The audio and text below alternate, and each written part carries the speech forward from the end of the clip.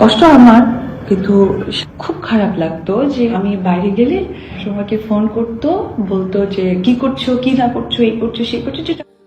শাকিবের তৃতীয় বিয়ের খবরে এবার ভেঙে পড়লেন অপু বিশ্বাস। কথা ছিল এমনটাই যে আব্রাহাম খান জয়ের জন্য হলেও অপু বিশ্বাসকে মেনে নেবেন শাকিব খান, এবং তার কিছু নমুনাও দেখা যাচ্ছিল শাকিবের ব্যক্তি জীবনের চলাচলে। কিন্তু হুট করে ফের বিয়ের খবর দিয়ে অপু বিশ্বাসকে ভীষণ রকমের হার্ট করলেন শাকিব খান। তাই তার বিস্তারিত জানতে অবশ্যই ভিডিওটি না টেনে সঙ্গে থাকুন।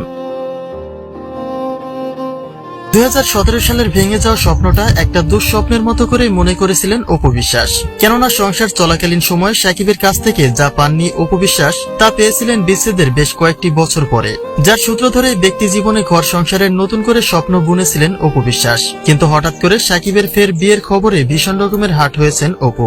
যদিও শাকিবকে বাধা দেওয়ার মতো কোনো অধিকার নেই তার, কিন্তু তবুও তিনি নিজেকে এখনো শাকিবের পরিবারের একজন বলেই মনে করেন। যুক্তরাষ্ট্র অপুর সঙ্গে শাকিবকে ঘনিষ্ঠ মুহূর্তে দেখার পরে সিনেপ্রেমীদের মন্তব্য ছিল একটাই, যে গোপনেই হয়তোবা অপুর সঙ্গে সংসার শুরু করেছেন শাকিব খান।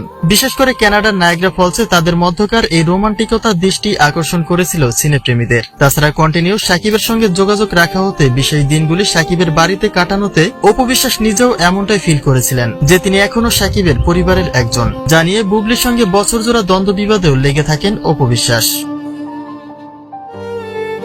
কিন্তু হঠাৎ করে শাকিবের পরিবার থেকে বিয়ের খবর প্রকাশ করে যেন শত জল্পনা কল্পনার অবসান ঘটালেন শাকিব খান।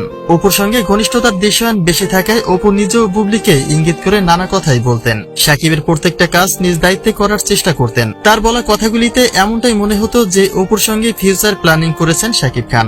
কিন্তু শাকিব যে এক অচিন পাখি, যার বাস্তবতা মেনে নেওয়াটাই এই মুহূর্তে অপুর কাছে সবচেয়ে বড় চ্যালেঞ্জিং।